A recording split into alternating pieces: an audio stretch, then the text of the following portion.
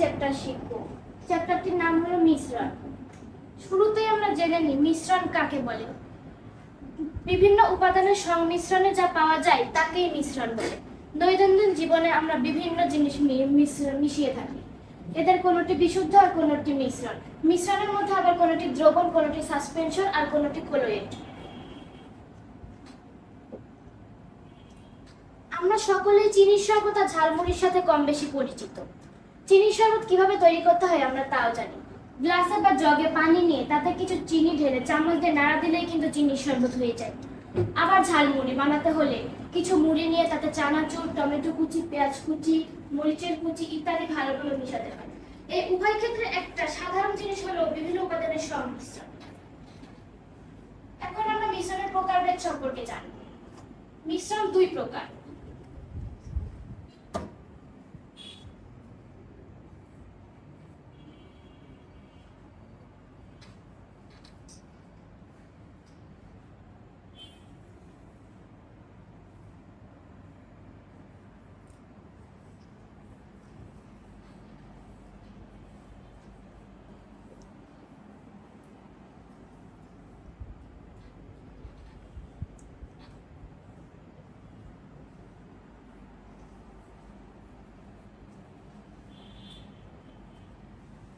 দেখো, মিশ্রণ দুই প্রকার, সমসত্ব বা অসমসত্ব।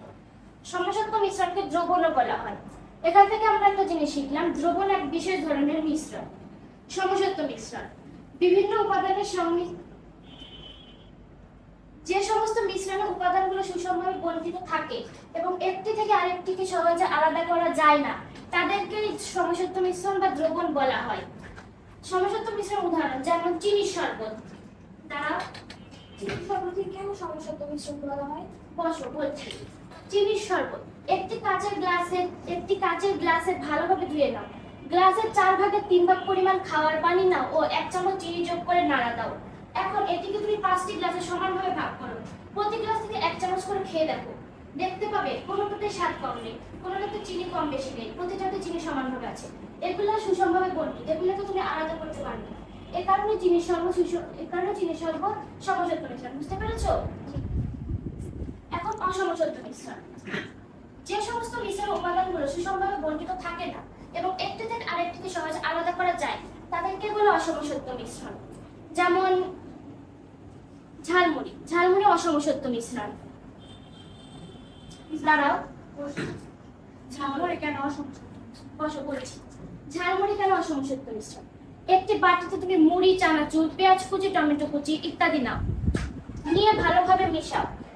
এগুলাকে কি তুমি আলাদা করতে পারবে উপাদানগুলো? হ্যাঁ, খুব সহজে একটি উপাদান থেকে অন্যটা আলাদা করতে পারবে। 5টি পাত্রে ভাগ করে নিলে দেখতে পাবে কোনোটাতে হয়তো মুড়ি বেশি, কোনোটাতে চানাচুর বেশি, কোনোটাতে পেঁয়াজ কুচি বেশি, কোনোটাতে শসা কুচি বেশি। এগুলাকে তুমি পেঁয়াজ কুচিগুলো আলাদা করতে পারবে বেছে বেছে, কিন্তু তুমি চিনির শরবতের ক্ষেত্রে তা পারবে না। এই কারণে ঝালমুড়ি অসমসত্ব মিশ্রণ।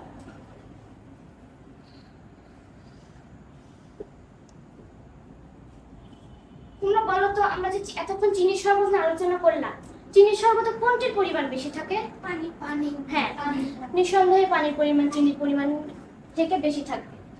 চিনির শরবতে যেটির পরিমাণ বেশি থাকবে তাকে বলা হয় দ্রাবক, আর যেটি কম পরিমাণে থাকবে তাকে বলা হয় দ্রাবক।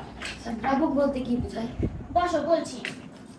চিনির শরবতকে আমরা দ্রবণ বলবো, আর চিনির শরবতের মধ্যে যেটি বেশি পরিমাণে থাকবে তাকে দ্রাবক, আর যেটি কম সেটি দ্রবণ। এখন প্রশ্ন করা হয়েছে দ্রাবক কাকে বলে। দ্রাবক হলো দ্রবণে সাধারণত যেটি বেশি পরিমাণে থাকে অর্থাৎ দ্রবীভূত করে তাকে বলা হয় দ্রাবক, আর যেটি কম পরিমাণে থাকে অর্থাৎ দ্রবীভূত হয় তাকে বলা হয় দ্রবক। যেমন চিনির শরবতে পানির পরিমাণ বেশি থাকে, পানি চিনিকে দ্রবীভূত করে, তাহলে এটা দ্রাবক কোনটি? অবশ্যই পানি দ্রাবক আর চিনি দ্রবক। তাহলে দ্রবক প্লাস দ্রাবক সমান দ্রবণ। এখন আমরা দ্রবণের বিভিন্নতা সম্পর্কে জানব। তরল দ্রবণ। যে দ্রবণে দ্রব ও দ্রাবক উভয় তরল পদার্থ তাকে বলা হয় তরল দ্রবণ।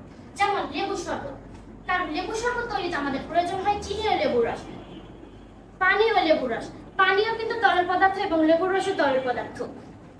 এই কারণে লেবু শরবত তরল দ্রবণ।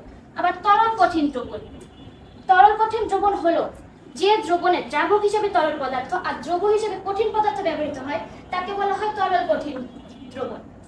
যেমন চিনি ও পানির শরবত। কারণ চিনি পানির শরবতে প্রয়োজন হয় চিনি ও পানি। চিনি হলো কঠিন পদার্থ এবং পানি হলো তরল পদার্থ। এ কারণে চিনি ও পানির শরবত হলো তরল কঠিন দ্রবণ। কারো বুঝতে সমস্যা আছে? আবার তরল গ্যাস দ্রবণ। তরল গ্যাস দ্রবণ হলো যে দ্রবণে দ্রাবক হিসেবে তরল পদার্থ ও দ্রব হিসেবে গ্যাসীয় পদার্থ ব্যবহৃত হয় তাকে বলা হয় তরল গ্যাস দ্রবণ। যেমন কোকা কোলা, 7 আপ আমরা সবাই চিনি। কোকা কোলা তরল গ্যাস দ্রবণ কারণ কোকা কোলা কিন্তু তরল পদার্থ, কিন্তু এর ভিতরে এক ধরনের পদার্থ থাকে যেটি carbon die oxide. Carbon die oxide হলো গ্যাসীয় পদার্থ। এ কারণে আমরা কোকা কোলা তরল গ্যাস দ্রবণ। আজকের জন্য এটুকুই। আগামীকাল আমরা বিস্তারিত সম্পর্কে জানব।